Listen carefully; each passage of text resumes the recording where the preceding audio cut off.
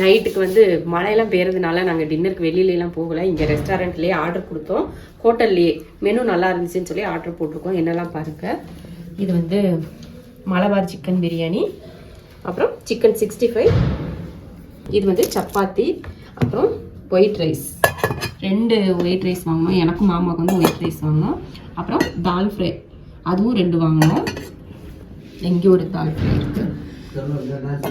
அப்புறம் சப்பாத்திக்கு வந்து சைடிஷ் வந்து செட்டிநாடு சிக்கன் வாங்கினாங்க. ரொம்ப நல்லாயிருக்கு. இங்கே கேரளா பொறுத்த வரைக்கும் பிரியாணி வாங்கினா அப்புறம் மீல்ஸ் எல்லாம் வாங்கினா இந்த மாதிரி ஊறுகாய் கொடுத்துருவாங்க. அப்புறம் நாம் தாலுக்கு வந்து சைடிஷ் இல்லைல்ல, அதுக்கு வந்து அப்பளம் பொரிச்சு கொடுத்துருக்குறாங்க. ஓகே. அப்புறம் தயிர் பச்சடி. இது வந்து மயோனிஸா தயிர் எதுக்குடா சோறுல ஊற்றி சாப்பிடுவா. Super side dish. பருப்பு குழம்பு, சோறு, ஊறுகாய் போட்டு கொடுக்கலையே. சரி பரவாயில்ல விடு. இதெல்லாம் கொடுத்துருக்காங்க. ரொம்ப சூப்பர் மெனுவாக தான் இருக்குது. நம்ம இப்போ வந்து சாப்பிட போகிறோம். சாப்பிட்டு கடைசியாக டேஸ்ட் நல்லா இருந்துச்சா இல்லையா நான் சொல்கிறேன். ஓகேவா? எல்லாம் சாப்பிட்டு செட்டில் ஆகுறதுக்கு டைம் ஆயிடுச்சு. என்னென்னா நைட்டு இப்போ 9 மணி தான் ஆகுது. ஆனால் பார்த்தீங்கன்னா எல்லாம் அக்கம் பக்கம் எந்த சத்தமும் கிடையாது. வெளியே எட்டி பார்த்தாலே பயமாக இருக்குது. அப்படி எல்லா இடத்துலையும் லைட்டுங்களை ஆஃப் பண்ணிவிட்டு போயிட்டாங்க. நாங்கள் சாப்பிட்டோம். இப்போ டின்னர் சாப்பிட்டோம் இல்லையா, அது நல்லா இருக்குன்னு சொல்ல முடியாது, நல்லா இல்லைன்னு சொல்ல முடியாது. சுமாராக இருந்துச்சு. எதுவும் நல்லா டேஸ்ட்டு தான். ஆனால் அந்த சிக்கன் பிரியாணி வந்து கொஞ்சம் ஸ்வீட்டாக இருக்கிறதுனால அதில் பைனாப்பிள், இந்த உலர் திராட்சை இதெல்லாம் போட்டிருப்பாங்க கேரளா ஸ்டைலில். அது வந்து நம்ம ஊர்களில் காரசாரமாக பிரியாணி சாப்பிட்டு பழகினவங்களுக்கு அது வந்து செட் ஆகாது. என்னதான் நம்ம மலபார் பிரியாணி வந்து இந்த மாதிரி கொச்சின், பாலக்காடு இந்த மாதிரி ஏரியாவில் சாப்பிட்ற ஒரு டேஸ்ட்டும், இப்போ இது வந்து இந்த திருவனந்தபுரம் ஸ்டைலில் ஒரு பிரியாணி. இது திருவனந்தபுரம் ஸ்டைல்லாம்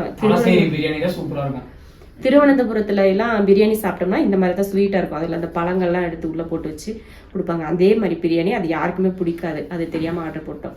அது நல்லா இல்லை. அப்புறமா மற்ற நானும் பருப்பு இதுவும் போட்டோன்னா அது நல்லா இருந்துச்சு. சாப்பிட்ற மாதிரி நல்லா இருந்துச்சு. அப்புறமா சப்பாத்தி ரொம்ப நல்லா இருந்துச்சு. செட்டிநாடு சிக்கன் எல்லாமே நல்லா தான் இருந்துச்சு. அவ்வளோதான். நாங்கள் சாப்பிட்டு முடிச்சுட்டு டயர்ட் ஆகிட்டோம். அதனால் ஏன்னா மழையில் நனைஞ்சு சுற்றி பார்த்து ரொம்ப டயர்டாக இருக்குது. அதனால் இப்போ எல்லோரும் தூங்க போகிறோம். காலையில் எந்திரிச்சு மழை வெறிச்சிருக்கா வெறிக்கலையா அதை பொறுத்து தான் வெளியில் போகிறோமா ஊருக்கு போகிறோமா அப்படின்றத நாங்கள் வந்து டிசைட் பண்ண போகிறோம். அவ்வளோதான். இதோட இந்த வீடியோவை நான் முடிச்சுக்கிறேன். டாட்டா பாய், குட் நைட் எல்லாருக்கும். The next day. காலையில் எந்திரிச்ச உடனே என்னென்னா வெளியில் போய் பார்க்கணும் அப்படின்னு தான் தோணுது.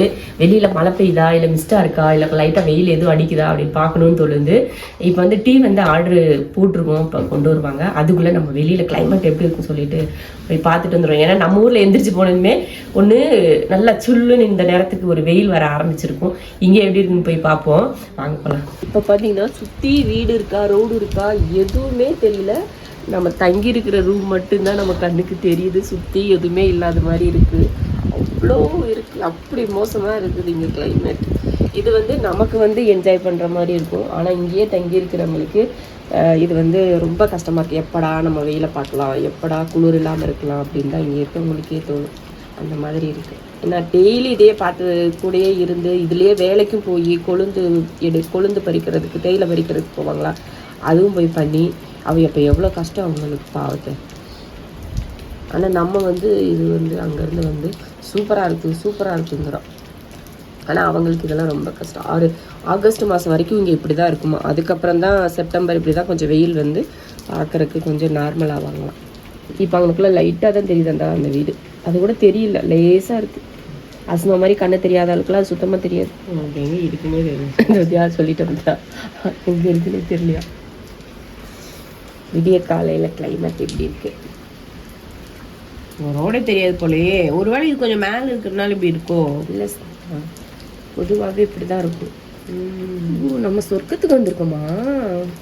இதுக்கு பேர் தான் சொர்க்கமா? என்ன சும்மா சொர்க்கத்தில் மேக்கப் இல்லாமல் இருக்க? இல்லைன்னா மேக்கப் கேமரா வந்து மேகம் வந்து கொஞ்சம் கொஞ்சமாக அப்படியே மூடிச்சா அப்படியே வந்து இப்போ காற்று கொஞ்சம் கொஞ்சமாக அந்த வீடு தெரிய ஆரம்பிக்குது பாருங்க. உங்களுக்கு அங்கே ஒரு 2 லைட்டை போட்டு 2 வண்டி வந்துக்கிட்டு தெரியுதா? இங்கேம்மா போயிடுச்சு. அந்த புது ஆட்டோ என்ன வேகமாக போயிடல. ஆட்டோ காத்தடிக்க வந்து இந்த மிஸ்ட் வந்து கொஞ்சம் கொஞ்சம் அப்படியே போய்கிட்டே இருக்கு. சரி, தண்ணியிலலாம் குளிச்சு எப்படி இருக்கும்? கீழே தண்ணி ஒழுது பாரு. அது ஆறு. குளிச்சு பாரு. மழை பெய்யுது. இப்போ கொஞ்சம் லைட்டாக வெறிச்சிருந்த மாதிரி இருந்துச்சு. இப்போ மறுபடியும் மழை ஆரம்பிச்சிருச்சு. அதனால இந்த மிஸ்ட் வந்து இந்த மிஸ்ட் வந்து அப்படியே கொஞ்சம் கொஞ்சம் கலைய ஆரம்பிக்குது லைட்டாக. அந்த மிஸ்ட்டு போக அடுத்து ஒரு மழை வரும், அந்த மிஸ்ட்டு போக அது ஒரு மழை வரும். அது ஒரு ரொட்டீனாக செஞ்சுக்கிட்டு இருக்கு. வீடு கொஞ்சம் தெரிய ஆரம்பிச்சிச்சு. கொஞ்சம் நேரம் முன்னாடி அதெல்லாம் இல்லை, இப்போ தெரியுது பாருங்க. ஷாஷா அங்கே உட்காந்துட்டு இருந்துச்சு பாருங்க. எங்க குட்டி அங்கே ஒரு எங்கே உட்காந்துருக்குங்க ஷாஷா. இந்த ஷாஷாக்கு ஒரே குஷி. நைட்லாம் ஒரு மனுஷனை தூங்க விடலை. கையை கடிக்கிறது, காலை கடிக்கிறது, விளையாட கூப்பிடுறது. வெளியில வரியா? வேணாம், மழை பெய்யுது, வராது அங்கே இருக்கு. இப்போ பாருங்க ஓரளவுக்கு அந்த மிஸ்ட் எல்லாம் போய் ஓரளவுக்கு கிளியர் ஆயிடுச்சு. ஆனால் கிளியரா போகல, கொஞ்சம் கொஞ்சம் லேசா தெரிய ஆரம்பிச்சிருக்கு. எப்படி இருந்தேன்னா இப்படி ஆயிட்டேன்ற மாதிரி, எப்படி இருந்தாலும் எப்படி ஆயிடுச்சு பாருங்க. சூப்பரா தெரியுது. இப்போ வந்து 2 டீ வந்து மில்க் அப்புறம் மில்க் பாட் டீ ரெண்டுன்னு கூட. மில்க் பாட் டீனா என்னடா அப்படின்னு பார்த்தா மில்க் பாட் வேற டீ வேற என்னவா இருக்குன்னு தெரியல. நாங்கள் மில்க் டீ மில்க் பாட் டீன்னு சொல்லி 2 ஆர்டர் பண்ணோம். ஒரு இதில் வந்து பாலும் ஒரு இதில் டிக்காஷனும் கொடுத்துருக்குறாங்க. இப்போ அதை தான் மிக்ஸ் பண்ணி வேற வச்சுருக்கோம் இங்கே. அதை வந்து இது மிக்ஸ் பண்ணியாச்சு. இது வந்து டீ மட்டும் தனியாக கேட்டது. இங்கே எவ்வளோ டீ எவ்வளோ கொதிக்க இருந்தாலுமே வாயில் வைக்கிறப்ப சில்லுன்னு ஆகி போயிடுது. அந்த அளவுக்கு கூலிங். நம்ம ஒரு வேளை -0 இருக்குமோ? ஓவரா இருக்கு. இல்லஸ்மா, நீ எல்லாம் இந்த கூலரை முன்னாடி பார்த்துருக்கியா? இங்கே காம்ப்ளிமெண்ட்டாக கொடுத்துருப்பாங்க இல்லையா, அந்த டீ வச்சு குடிச்சிட்டேன். இவங்களுக்கு மட்டும்தான் ஆர்டர் போட்டேன். எனக்கு வந்து வர டீ தானே, அதை வேற எதுக்கு 100 ரூபா கொடுத்து வாங்கணும் அப்படின்னு சொல்லிட்டு நான் வாங்கலை. அதே போல் டீ ஊற்றுனதுக்கப்புறம் பார்த்தீங்கன்னா சில்லுன்னு ஆயிடுச்சு. மாமா சீக்கிரம் ஊற்றுங்க, ஆறி போச்சுன்னு இருந்தாரு. அவ்வளோதான், குடிச்சு முடிச்சாச்சு. இந்த மாதிரி மலையெல்லாம் பார்த்தீங்கன்னா அஸ்மாலாம் இந்த மாதிரிலாம் இதுதான் கடைசி முறையாக இருக்கும். இந்த மாதிரி மலையை பார்க்கறது, இந்த மாதிரி மலையில் நடந்தது. நாளைக்கு நான் செத்து போயிடுவேனா போயிட்டேன்னா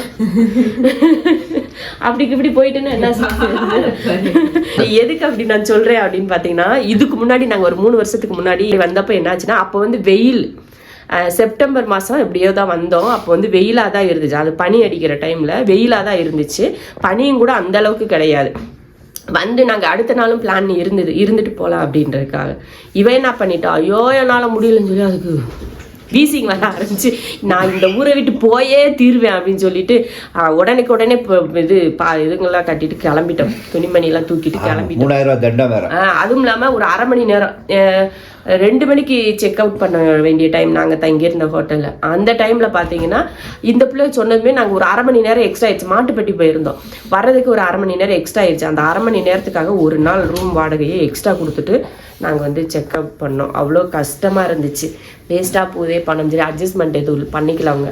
சரி 1/2 மணி நேரம் தானே அப்படின்னு கூட இல்லாமல் மொத்த பணத்தையும் வாங்கிட்டு தான் விட்டாங்க. 3 வருஷத்துக்கு அப்புறமா இப்பதான் வந்திருக்கோம் மூணாருக்கு. அப்ப இருந்தே சொல்லிட்டு இருந்தோம், இப்போ ஒரு நாள் தான் இருந்துட்டு வந்தோம், போய் இனி அடுத்த டைம் போனோம்னா 2 நாள் இருந்துட்டு வரணும், 1 மாசம் இருந்துட்டு வரலாம். நாங்க இந்த இது இருக்கு பாத்தீங்களா, வரப்பயே மாத்திரை எடுத்துக்கோ, டானிக் எடுத்து. ஆனா இப்ப நான் வந்து ஸ்டீல் பாடி ஐட்டமா ஆயிட்டேன். ஆனா உன்னை நம்ப முடியாது, நீங்க தான் இப்படி இருந்தீங்க. நாளா நேத்து குளிர், இவங்க எல்லாரும் பொத்திட்டு இருந்தாங்க, ஏசில ஆஃப் பண்ணிட்டு இருந்தாங்க கார்ல. நாளா அப்படி உட்காரவே இல்லை, நான் மட்டும் நிம்மதியா உட்காந்துட்டு இருந்தேன். மேல ஏறதுக்கு அது சத்து குளிர்துன்னு சொல்லி உட்கார்ந்துட்டு இருந்துச்சு. எனக்கு என்னமோ நேத்து கார்ல தண்ணி விட்டுட்டு போனோம்ல இரவி குளத்துல, பேய் அடிச்சிருச்சுன்னு நினைக்கிறேன்.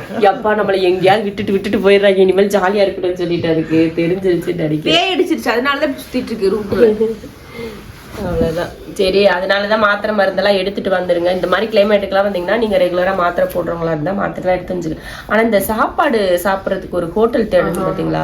இங்க வந்து ஏதாவது ஒரு ஹோட்டல்ல சாப்பிடணும்னா ஒரு ஹோட்டல்ல பார்க்கிங் கிடையாது. அந்த பார்க்கிங் இருந்தால் ரோட்ல கூட பார்க்கிங் விட முடியல, அவ்வளோ நெரிசலா இருக்கு மூணார் சிட்டிக்குள்ள. கொஞ்சம் அவுட் எவ்வளவு தூரம் போய் நாங்க பார்க்கிங் போட்டுட்டு ஒரு ஹோட்டல்ல போய் சாப்பிட்டோம். ஹோட்டல் கூட ஈரமா தான் இருக்கு, நசன் தண்ணியா தான் இருக்கு ஹோட்டலே. அப்படி இருந்துச்சு, ரொம்ப சங்கடமா இருந்துச்சு, சாப்பிட்றதுக்கே முடியல. ஏன்னா 1:30க்கு போனா அப்பயுமே நம்ம கேட்கற எதுவுமே இல்லைன்றாங்க, அவ்வளவு கூட்டம் இங்க. என்னடா மலைக்குள்ள எங்கேயுமே யாரும் வர மாட்டாங்க அப்படின்னு பார்த்தா ரோடே காலியா கிடக்கு. ஆனா காலையில பாத்தீங்கன்னா ரோடு பூரா காலியா தான் கிடக்கு. 10 மணி அது என்னச்சு ரோடு, அதனால எப்படி ரோடு லாரி பஸ் எல்லாம் போயிட்டு. ஆமா, கொச்சி தனுஷ்கோடி மூளை முடுக்குள்ள எத்தனை தடவை சொல்லிருக்காரு.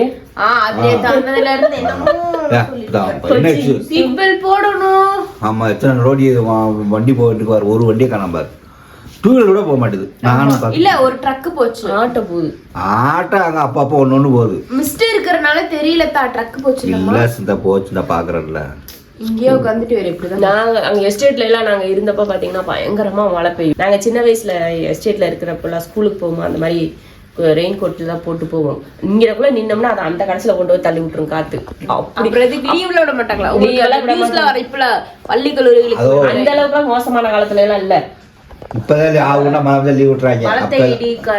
அப்பெல்லாம் சொல்லவே மாட்டாங்க. இப்ப அப்ப என்ன சொல்லுவாங்க? யாரும் சொல்ல மாட்டாங்க. நம்மளா மழை பெய்ய சுட்டி இருந்தாத்தேன்.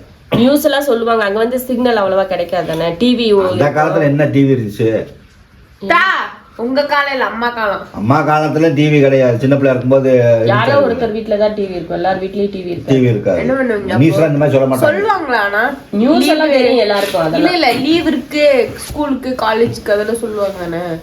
ஏய் லூசி அந்த அளவுக்கு மோசமா இல்லைன்னு நான் சொல்றேன். அப்ப நீ காத்தடிச்சா நீ அங்க போவ அப்படின்ற. நடந்து போனாடி ஸ்கூலுக்கு.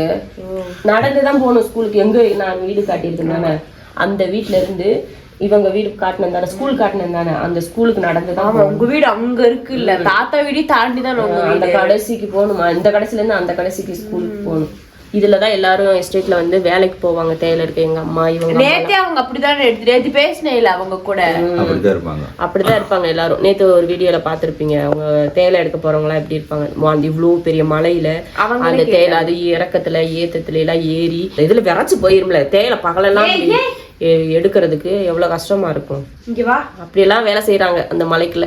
நாங்க எஸ்டேட்ல படிக்கிறப்ப சொல்ல வந்தேன்னா அது மறுபடியும் சொல்றேன். அப்படி ஒரு காத்து, அப்படி ஒரு மழை அடிக்கும். நாங்க அப்படி ஸ்கூலுக்கு போவோம். அதெல்லாம் நான் சின்ன வயசுல பாத்திருக்கேன். கடைசியா நேத்து போனதுக்கு கூட பாத்தீங்கன்னா இரவிக்குளம் போனப்ப கூட அந்த அளவுக்கு எல்லாம் மழை காத்தெல்லாம் கிடையாது. அதெல்லாம் கம்மி தான். இதை விட காத்து மலையில எல்லாம் நடந்து போயிருக்கோம் எஸ்டேட்ல சின்ன வயசுல. ஆனா இப்ப எல்லாம் போறது ரொம்ப கஷ்டம். ஏன்னா உடம்பு ஒத்துக்காது. அதனால அது வந்து கஷ்டம். சின்ன வயசுல விளையாட்டுத்தனமா இருப்போம், போவோம் வருவோம். இப்ப எல்லாம் அந்த வயசாகி போச்சு. கொஞ்சம் குளிர் கூட தாங்க முடியாத அளவுக்கு வயசாகி போச்சு. என்ன பண்ண. ஆனா நல்லா இருந்துச்சு. நாங்க 2 பேர் மட்டும் இறங்கி வந்தோம். ஒவ்வொரு செடியா நின்று பாத்துட்டு அப்புறம் அம்மா வந்து ஒரு பழம், அந்த முள்ளி பழம்னு ஒண்ணு இருக்கா, அதை வந்து காட்டினேன். நீங்க விளையாடு பாத்தீங்களா? நாங்க பார்த்தோம். நாங்களும் பார்த்தோம். குறிஞ்சி பூ பார்த்தோம். குறிஞ்சி பூவே பூக்கலையாமா? அது குறிஞ்சி பூ பார்த்த ஒரு செடியை பார்த்தேன்னு சொல்லி நீ குறிஞ்சி பூ. ஹலோ, செடியை பார்த்து சொல்லு. பூ எப்படி பாத்து? குறிஞ்சி பூ. ஏய் ஏஸ்மா ஒல யாரும் நம்ப மாட்டாங்க. ஏஸ்மா குறிஞ்சி வா ஒயக்ல புடி பாத்தியா பாக்க. ஹலோ, நீங்க போட்டோல பாத்துப்பாங்க. ரிச்ல போட்டோ வச்சாங்கல, அந்த போட்டோ தான் நான் பார்த்தேன். ரியல் பூ ரியல் பூவும் யாருமே நம்ப மாட்டாங்க. நான் பார்த்தேன். சரி, அது வந்து வயல்ல கேட்டுட்டே வந்தாளா, அம்மா குறிஞ்சி பூல இங்க இருக்கு. அப்பதான் கேட்டுட்டே வந்தாளா, குறிஞ்சி பூல இங்க இருக்காது போல அப்படின்னு சொல்லிட்டு வந்தானா. அங்க செக்யூரிட்டியா நிக்கிறாங்கல்ல, அவர் ஒருத்தர் வந்தாரு.